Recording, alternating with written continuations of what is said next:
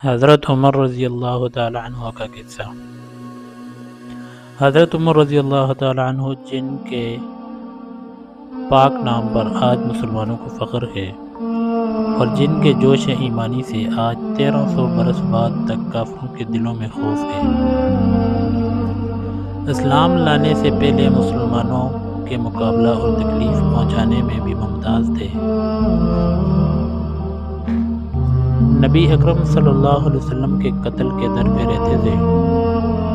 ایک روز کفار نے مشورہ کی کمیٹی قائم کی کہ کوئی ہے جو محمد صلی اللہ علیہ وسلم کو قتل کر دے۔ عمر نے کہا کہ میں کروں گا۔ لوگوں نے کہا کہ بے شک تم ہی کر سکتے ہو۔ عمر تلوار لٹکائے ہوئے اٹھے اور چل دیے۔ اسی فکر میں جا رہے تھے کہ ایک صاحب قبیلہ زہرہ کے جن کا نام حضرت سعد بن ابی وقاص رضی اللہ تعالیٰ عنہ ہے اور بعضوں نے اور صاحب لکھے ہیں، ملے۔ انہوں نے پوچھا کہ عمر کہاں جا رہے ہو؟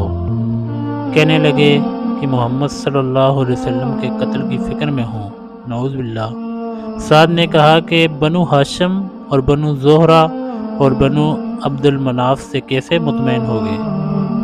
وہ تم کو بدلہ میں قتل کر دیں گے۔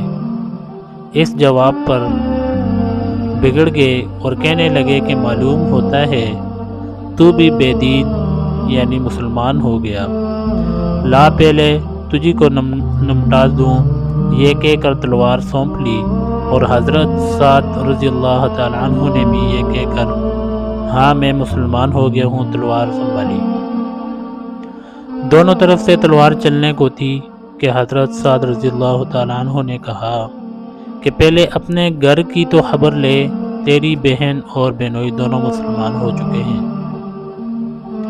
یہ سننا تھا کہ غصہ سے بھر گئے اور سیدھے بہن کے گھر گئے۔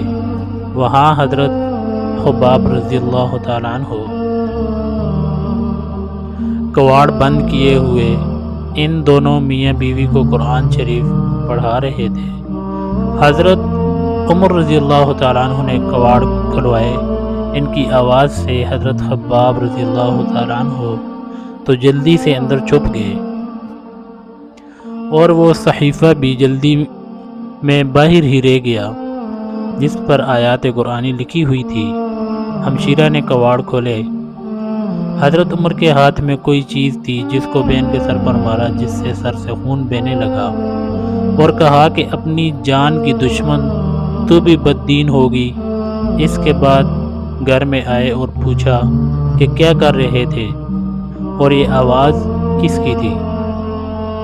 بہنوئی نے کہا کہ بات چیت کر رہے تھے۔ کہنے لگا کیا تم نے اپنے دین کو چھوڑ کر دوسرا دین اختیار کر لیا؟ بہنوئی نے کہا کہ اگر دوسرا دین حق ہو تب۔ یہ سننا تھا کہ ان کی داڑھی پکڑ کر کھینچی اور بے تحاشا ٹوٹ پڑے اور زمین پر گرا کر خوب مارا۔ بہن نے چھڑانے کی کوشش کی تو ان کے منہ پر ایک تماچا اس زور سے مارا کہ خون نکل آیا۔ وہ بھی آخر عمر ہی کی بہن تھی۔ کہنے لگی کہ عمر، ہم کو اس وجہ سے مارا جاتا ہے کہ ہم مسلمان ہو گئے۔ بے شک ہم مسلمان ہو گئے ہیں، جو تجھ سے ہو سکے تو کر لے۔ اس کے بعد حضرت عمر رضی اللہ تعالی عنہ کی نگاہ اس صحیفہ پر پڑی جو جلدی میں باہر رہ گیا تھا اور غصہ کا جوش بھی اس مار پیٹ سے کم ہو گیا تھا اور بہن کے اس طرح خون میں بھر جانے سے شرم سی بھی آ رہی تھی۔ کہنے لگے کہ اچھا مجھے دکھلاؤ یہ کیا ہے؟ بہن نے کہا کہ تو ناپاک ہے اور اس کو ناپاک ہاتھ نہیں لگا سکتے۔ ہر چند اصرار کیا مگر وہ بے وضو اور غسل کے دینے کو تیار نہ ہوئے۔ حضرت عمر رضی اللہ تعالیٰ عنہ نے غسل کیا اور اس کو لے کر پڑھا۔ اس میں سورہ طٰہٰ لکھی ہوئی تھی۔ اس کو پڑھنا شروع کیا اور اننی انا اللہ لا الہ الا انا فاعبدنی واقم الصلاۃ لذکری تک پڑھا تھا کہ حالت ہی بدل گئی۔ کہنے لگے کہ اچھا مجھے بھی محمد صلی اللہ علیہ وسلم کی خدمت میں لے چلو۔